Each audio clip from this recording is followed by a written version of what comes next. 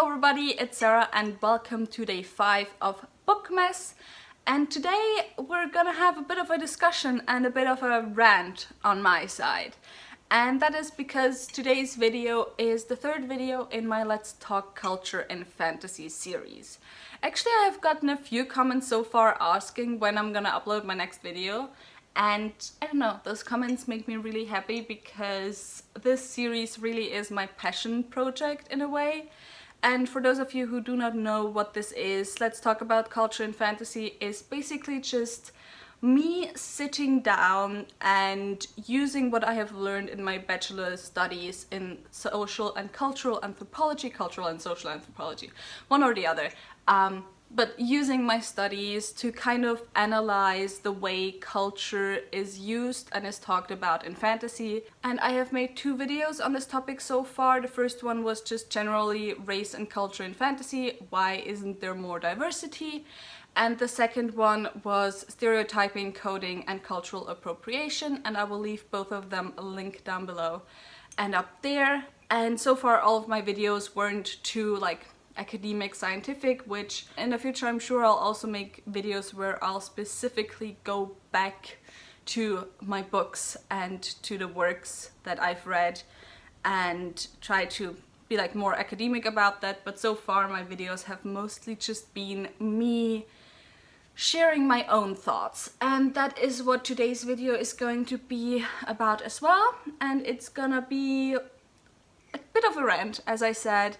It's gonna be me talking about why is it all the same. And with it all being the same, I'm not talking about the superficial elements of culture that we see in fantasy, where of course, especially between white authors, which mostly concentrate on cultures that are inspired by very medieval European cultures, and then the difference to BIPOC authors that obviously mostly use the cultures of their heritage to influence their books. I'm not talking about that being the same or different. What I'm talking about is the very structures that are used to build the cultures in fantasy. So my camera just randomly turned off, so today's off to a great start. But I'm starting to get a little bit annoyed about always having the same structure in all the cultures that we see in fantasy, or the main cultures that we see in fantasy, like the POV cultures, so to speak. Those cultures very much are modeled after, and I don't know if that's the correct English title, but high cultures. So they're usually empires, they're kingdoms, they're sometimes democracies, but usually they're highly differentiated cultures with different organs that have very specific uses, and where every single person within the culture has their specific thing they have to do. You have your kings, you have your priests, you have your craftsmen, you have your farmers, you have your merchants. You have a highly differentiated culture with a lot of different jobs. And that's great. But the reason why I think we very often have that type of structure within the cultures that we see in fantasy is because of, let's just say it, because of Western society, we kind of see those cultures as the pinnacle of civilization. They are what's called a civilized culture. They are the cultures that first started with the ancient Egyptians and the Mesopotamians, and then moved on obviously to ancient Greece, ancient Rome, and ended in Western civilization. And because we still have this very kind of evolutionary type of thinking when it comes to cultures, which isn't used anymore in anthropology, by the way, where you kind of start with primitive cultures and then end with those pinnacles of civilization, you kind of feel like some of these cultures are a lot more complex and interesting than others of these cultures, and that primitive cultures don't have as much to give, probably. I mean, that's just my assumption, to be honest, that primitive cultures don't have as much to give in terms of, I don't know, politics or whatever within a fantasy world. And I definitely see this problem with both BIPOC as well as white authors. And I know that it's a sore spot for a lot of people, like and completely understandably, when saying that, ooh, we've seen too much of that already, BIPOC authors shouldn't do that and white authors shouldn't do that as well. Because, well, white authors have been doing that for ages, and now let BIPOC authors tell their same stories with those same concepts, because the stories will be different, because they're written by BIPOC authors, and that I 100% agree with. And what I'm saying with this rant also isn't that I don't think there's still a lot of interesting stories left to tell in these, you know, very differentiated cultures in fantasy. Like, for example, one of my favorite types of fantasy is political fantasy. And I do agree that especially fantasy set in these, I don't want to say more complex, because I do not think that any culture is more complex than another culture. It just depends on how you look at it. But like cultures that have more elements that you can play with within a political fantasy, I do think that those types of cultures lend themselves very well to political fantasy, more so than maybe cultures that are based on, I don't know, hunter and gatherer societies.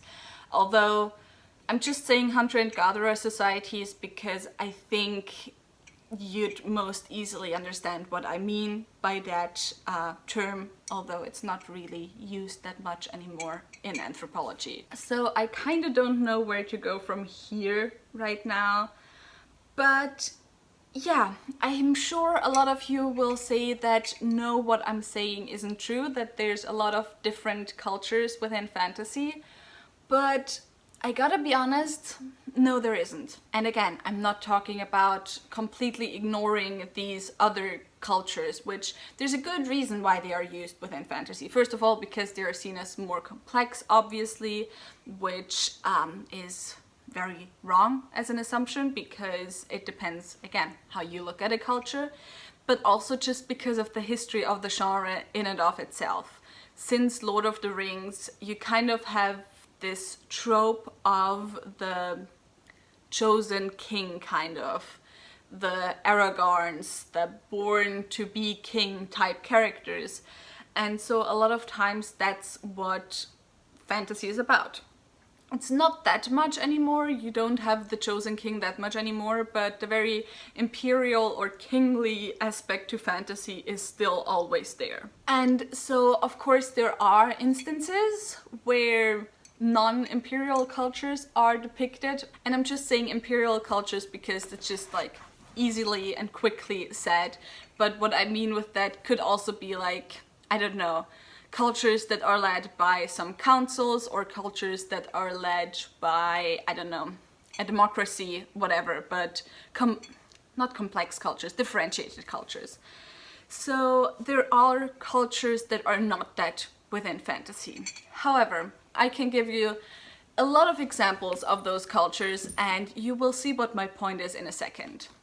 You have some nomadic cultures in here. However, they appear almost not at all, so we don't know that much about them in any way. Oh, we have the Dothraki. I mean, the Dothraki are like a nomadic culture as well. They're not exactly a kingdom. They have their clans, kind of, I forgot what they're called. But they have the different clans with their cows. But you know what? They're just primitives, and they're framed as primitives within the entirety of the series. And the only characters from these cultures that get any character development whatsoever, I don't even remember if they do get any character development, but that like aren't framed as primitives are the ones that end up with Daenerys and, you know, that get white saviored. Then something else that happens a lot with cultures that aren't the imperial culture. For example, I forgot what they're called, Dwemeri, I think, within the Nevernight series. They appear sometimes, there's some characters that appear within that series, but they never appear within their own cultural surroundings, within their own cultural field, and most main characters that belong to that culture aren't really of that culture, just like Trick. And yeah, aside from that, again, they're depicted as pretty barbaric, as pirates, very stereotyped, very coded, And this kind of ties in actually to my last video I did in that series, in which I talked about stereotyping and coding and when it's okay and so on. And I do understand why it happens, but these types of cultures are most often the victims of stereotyping and coding, and that is because they are not part of the main culture that most of these fantasy books are set in. And so of course a lot of times you do have to kind of use stereotyping and coding to make the viewer understand what this culture is about, because stereotyping coding is a type of shorthand within literature. And again, I talked in that other video about how I don't think it's always bad.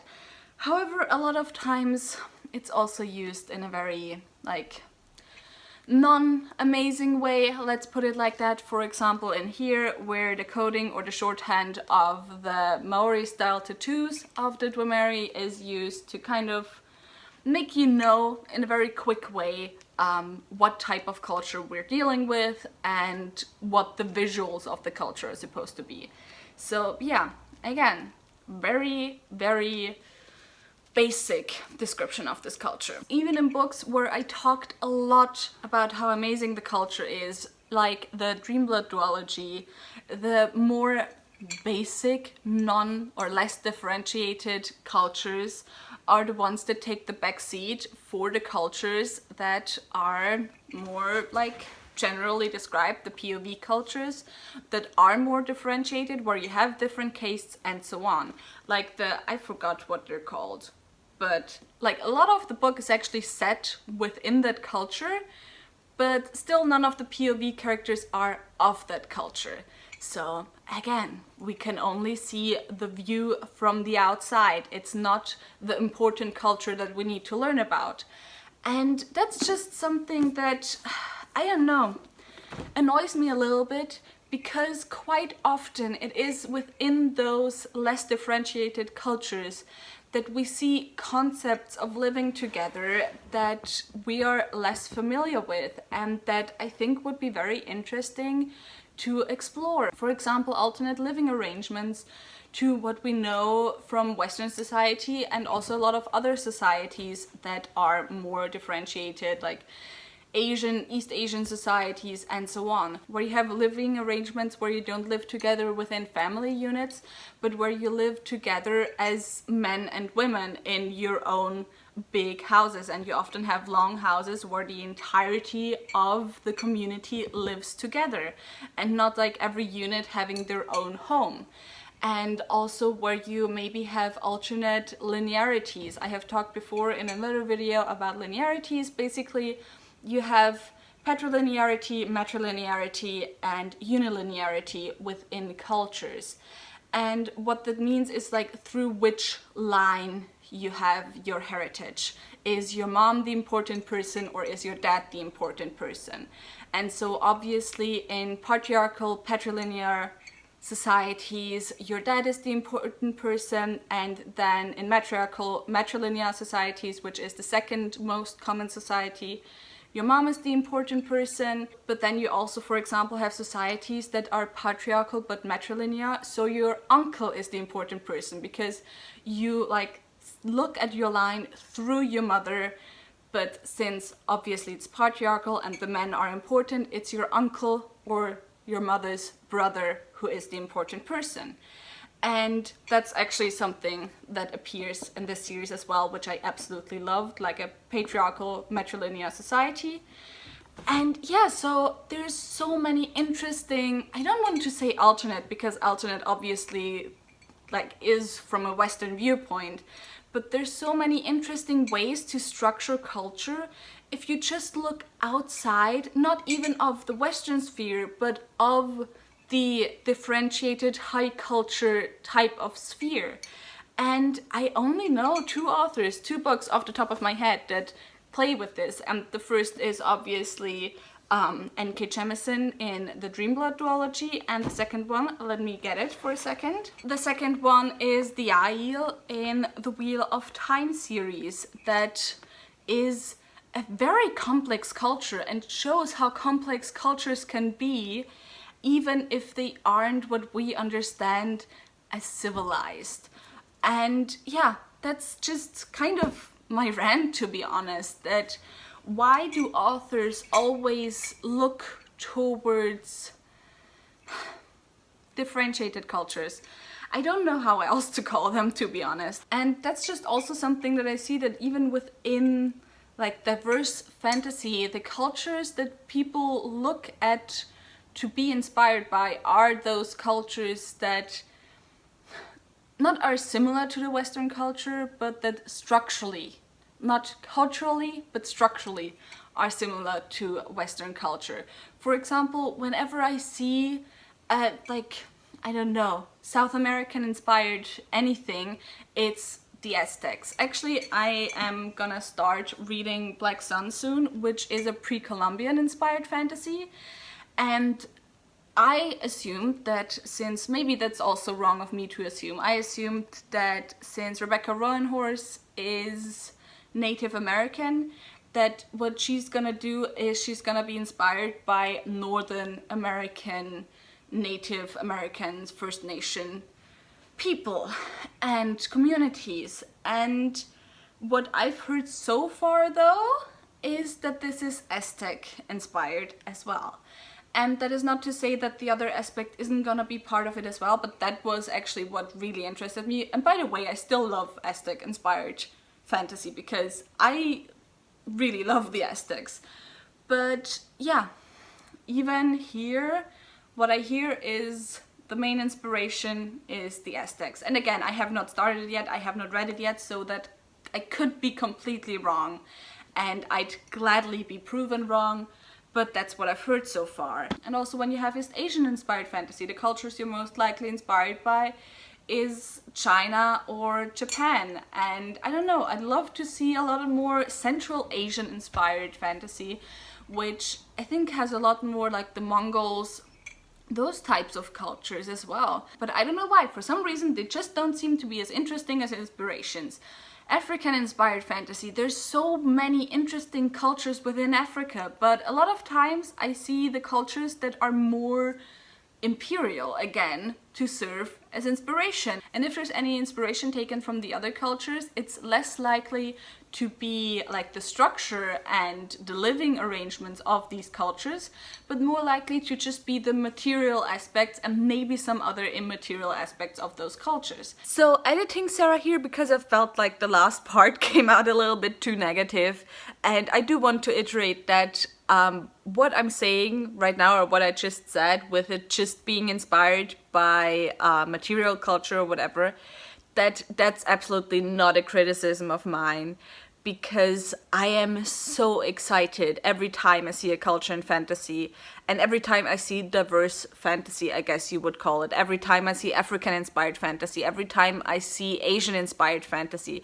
I get so excited. And I think it's so great that even I think within the last 2 years we have gotten so much more diversity already within fantasy than ever before. So yeah, I just felt the need to reiterate that again, just that you don't think that I'm in any way criticizing anyone for what they're doing with their fantasy, because again, it's completely up to them. And also this rant in general was less supposed to be a criticism of what people do and more a criticism of what people don't do. I don't know if that makes sense, but yeah, now let's get back to the end of the video. And yeah, anyway, that was my little rant of just, I don't know, look outside the box maybe. And again, that's not to say that I will love this book any less just because it's Aztec inspired, or I will love any book any less just because it has a culture at its center that is more differentiated. It's just a saying that, not that I don't want these books, but that I want more of the other books as well. Or maybe just one even, because yeah, I really don't think I have ever heard of a single one. And if you have, please do tell me. If you have read one where there's like, you know, some alternate structures within the cultures, please tell me. And yeah, with that said, tell me in the comments down below what you think on this topic. And if you enjoyed this video, maybe think about giving me a thumbs up and also maybe subscribing. In the description box I have all the links to my social media. I also have all the links to my book club of Queens, Witches and Valkyries, where we read one adult high fantasy book written by a woman per month. So if you're interested in joining, go and check that out as well. Coincidentally, we're reading Black Sun this month in December. And with that said, I hope I'll see you soon. Bye!